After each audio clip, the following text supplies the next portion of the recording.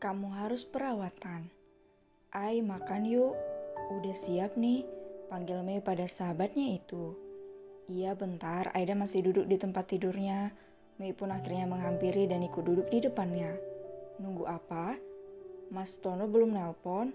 Sabar Ai, Mas Tono mungkin lagi sibuk, tahu sendiri asalnya bagaimana. Pekerjaan, keluarga dan semua yang menyangkut dirinya. Pasti dia sedang sibuk untuk berusaha mengembalikan ingatannya sekarang. Tahu Mei, tapi sekali aja biar aku tenang, balas Aida galau. Yuk makan dulu jadi nanti kalau ada panggilan kamu segar dan bersemangat. Masa ia kelihatan lesu langsung cemas Mas Tonomu? Aida pun mengangguk, ia menuruti Mei untuk keluar kamar dan menuju meja makan. Tapi HP-nya tak juga ia lepas dari genggaman. Ia Mei paham dan tak menegurnya dengan itu. Usai makan, Mei membereskan semuanya, sebuah panggilan pun datang dari nomor asing. Ragu tapi dorongan begitu tinggi untuk menjawabnya. Wah, video call. Gumamnya ia langsung menggeser layar dan tampak wajah sang suami tepat di layar HP-nya. Mas Tono, panggilnya lembut dengan perasaan yang begitu bahagia. Hei Nur, sedang apa? Abis makan sama Mei. Mas lagi apa? Sibuk? Ya lumayan, aku seperti sedang dicecar oleh semua masa laluku. Terkadang sampai sakit kepala karena harus mengingat kembali semua memori yang hilang. Balas Tono di sana. Mas sakit? Tanya Aida sedikit cemas. Hanya sedikit seperti biasanya aku sakit kepala dan besok aku akan ke dokter spesialis untuk memeriksakan semuanya. Iya hati-hati lakukan semua yang terbaik, Aida mendoakan dari sini, angguk Aida. Bahkan Tono berpesan agar Aida tak menghubunginya terlebih dulu. Tono hanya tak ingin terhukum oleh rindu yang begitu menyiksa keduanya. Lakukan aktivitas Nur seperti biasa, bahagiakan hati meski aku tak ada. Semua yang terbaik yang akan dilakukan. Aida pun tak lupa memberi beberapa saran untuk suaminya, terutama cara menenangkan ketika trauma terasa sakitnya mulai kambuh, karena biasanya Aida lah yang akan bisa menyembuhkan seketika, entah dengan pelukan atau kecup manjanya. Tono akan sering merindukannya setelah ini. Ryan, kamu telepon siapa? Mami Bianca tiba-tiba masuk. Ryan pun langsung menutup HP dan meletakkannya di atas nakas. Ya, mati itu suara siapa? Gumam Aida yang cemberut mendengar suara yang begitu lembut itu. Ya mam, hanya menelpon teman, kenapa? Kamu sudah minum obat? Ya sudah, hanya tinggal istirahat, tapi belum bisa, balasnya. Mami Bian menghampiri lalu duduk di sebelahnya, bertanya kembali tentang bagaimana kejadian kala itu.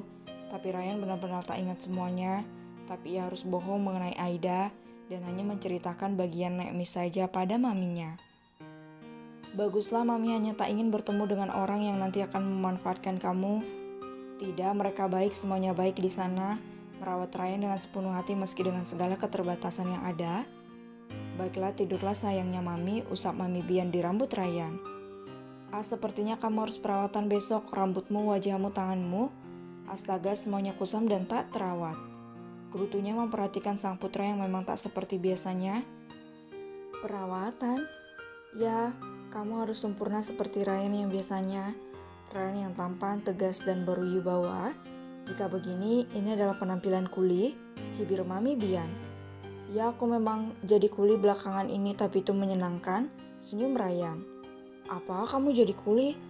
Astaga sayang, Mami gak percaya. Dada Mami Bian langsung sesak dan serasa ingin pingsan. Ryan berubah. Kan Ryan bilang kalau Ryan di sana hidup sederhana, jadi terima yang ada. Asik, Mam. Asik? Sudahlah, namanya juga kamu amnesia, Mami berusaha memaklumi kali ini. Sudah, tidurlah, Mami Bian benar-benar keluar kamar Ryan kali ini. Ryan kembali meraih HP-nya begitu sangat disayangkan, karena ia tak sama sekali bisa mengambil foto Aida kala itu, hanya bisa membayangkan senyum manis dan wajah cemberutnya yang sering ia berikan padanya. Rindu, ya jelas ini rindu, begitu menyiksa rasanya. Pikirnya lalu membaringkan diri dengan segala semangat barunya. Baby, sayang, ayo bangun, hari ini jadwal kamu padat. harus kesana kemari demi kesembuhan kamu? Mami Bian kembali masuk membuka horden dan menyinarkan cahaya matahari persis di wajah Ryan. Pria itu menggeliat mencari sesuatu yang biasanya ada di sebelahnya. Oh astaga, aku lupa. Usap tangan pada wajahnya. Lupa apa? Mami Bian memicingkan mata. Tidak, aku mandi dulu. Baiklah, Mami akan mempersiapkan semuanya. Apa? Pakaianmu apalagi Mami yang biasa mempersiapkan semuanya untukmu? Kamu harus selalu rapi dan mempesona, ucap sang Mami. Ryan hanya bisa mengangguk heran kali ini. Ia sendiri masih gamang dengan segala keadaan yang ada, yang memang sering dilayani tapi dengan Aida, istrinya sendiri. Apa memang begini? Biasanya meski aku lupa, Deja buku pasti memberi petunjuk. Apa memang Mami seperti ini selama ini? Pikirnya dengan mengucuri tubuhnya dengan air dingin dari shower. Ya sudah biasa karena di rumah kecil Aida tak pernah menyiapkan air hangat untuknya. Rindu lagi, cueknya, marahnya, juteknya. Ingin segera memeluknya dan mengecupnya tanpa henti. Gemasnya ketika kembali membayangkan nurnya. Air dimatikan setelah ia membilas tubuh. Ia keluar hanya dengan handuk kecil yang melilit bagian bawah tubuhnya, menampakkan tubuhnya yang meski kurus namun memiliki otot yang berbentuk dengan sempurna. Mam, kenapa di sini? Kaget Ryan melihat Mami Bian duduk manis di ranjangnya. Mami mau membantumu berpakaian. Bukankah itu sudah tugas Mami? Setiap hari Mami melayani kamu dengan baik. Oh, tapi maaf kali ini Rai tak ingin biarkan Rai mengganti semuanya sendiri. Mami hanya mempersiapkan saja. Rai, kamu berubah. Mami Bian memicingkan mata. Mungkin dulu begitu, tapi maaf sekarang tidak bisa. Mohon Ryan dengan mengulurkan tangannya tepat ke pintu, menandakan agar Mami Bianca segera keluar dari kamarnya. Wanita itu tampak kesal menghentakkan kaki dan melangkah keluar pada akhirnya. Entah apa yang ada di dalam hatinya saat ini. Langkah kakinya berbunyi kencang menuruni tangga.